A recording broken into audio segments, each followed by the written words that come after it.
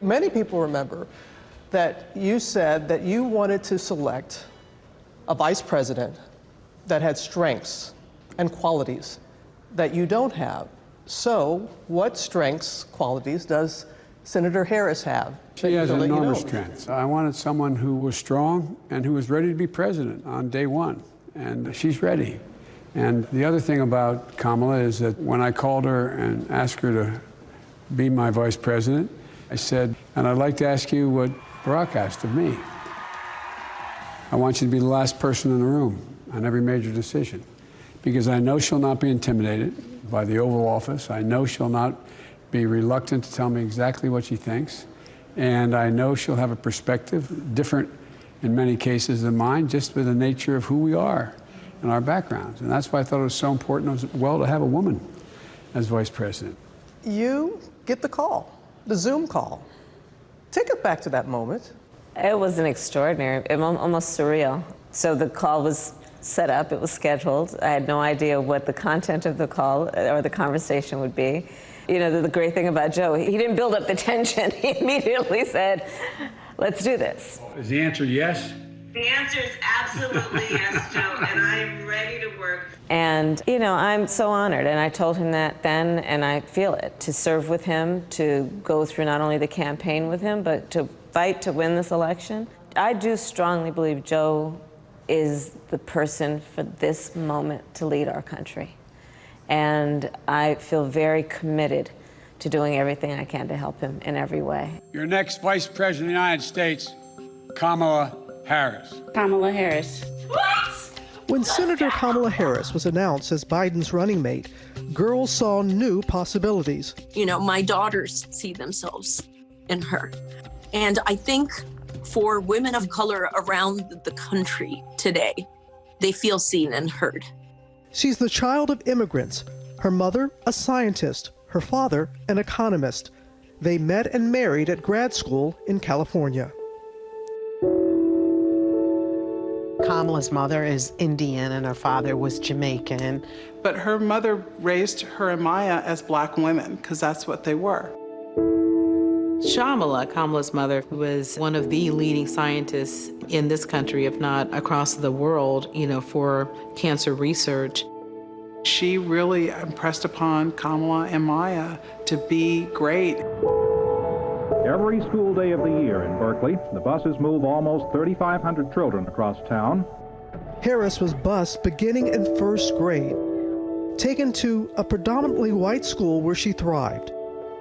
She grew up to become a prosecutor, then attorney general, then a U.S. senator. Harris met her husband, Doug, a lawyer, on a blind date. Now you got some family out here? Thank you. Come on, family.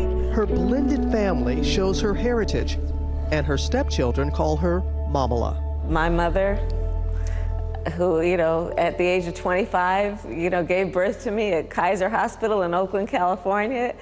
At that time, there was no way that she thought that this is how things would work out. So, you know, I think about her looking down, being very proud, and that's very humbling. This is not the first time that you are a first, and you said something about your mama which made me think of mine. Yeah. It's an honor to be first, and do what you can to make sure you're not last. That's what my mother said. That was her advice. She said, Kamala, you may be the first to do many things, but make sure you're not the last. But I want to say something about Joe in terms of this selection. You know, we talk about what it means to be progressive. Joe really walks the talk. I'll remind everyone that Joe was one of the first Democrats to speak out in terms of LGBTQ rights and equality. He just did it. Joe, in selecting a woman of color to be his vice president, what an, audacious move. The audacity of Joe Biden to actually just make that decision and then follow through on it. Mr. Vice President, you made it clear early on that you were going to select a woman to be your running mate. You select a woman of color. Did you do that to rally your base, and did you feel pressure to select a black woman? No, I didn't feel pressure to select a black woman, but what I do think is that the government should look like the people, look like the country. 51% of the people in this country are women. And in order to be able to succeed, you've got to be dealt in across the board. And no matter what you say, I cannot understand and fully appreciate what it means to walk in her shoes, to be an African-American woman with an Indian-American background, a child of immigrants. She can't assume exactly what it's like to walk in my shoes. What we do know is we have the same value set. But there's that debate. And that little girl was me. People are hearing the glowing things that you're saying and believing these things that you're saying about the vice president, but they're also remembering, can't get past the debate. A lot of people cannot let that go the way you challenged him. So how did you go from there to here? I want Joe Biden to be the next president of the United States. I believe in Joe Biden. I believe in his perspective. And frankly, I think that conversation is a distraction from what we need to accomplish right now and what we need to do.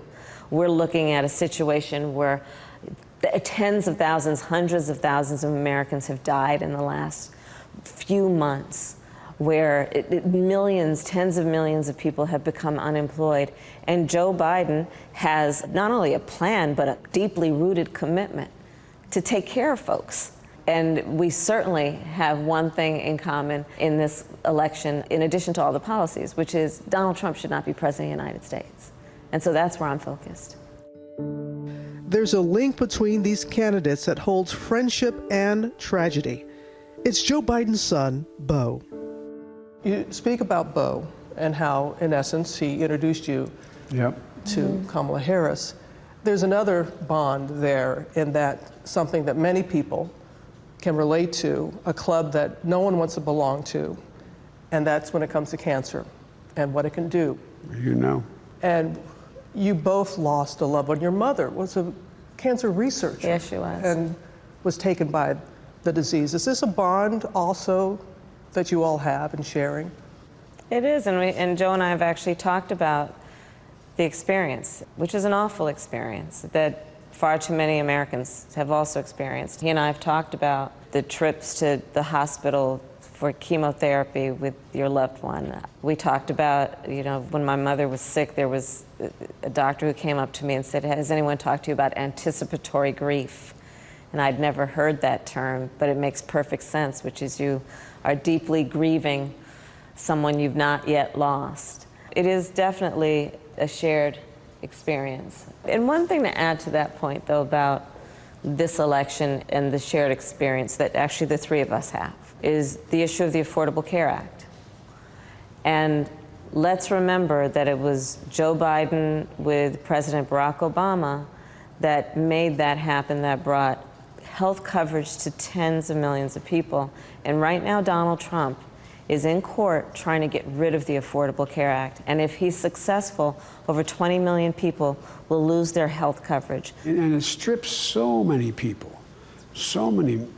of their dignity, knowing they can't provide for the people who are ill.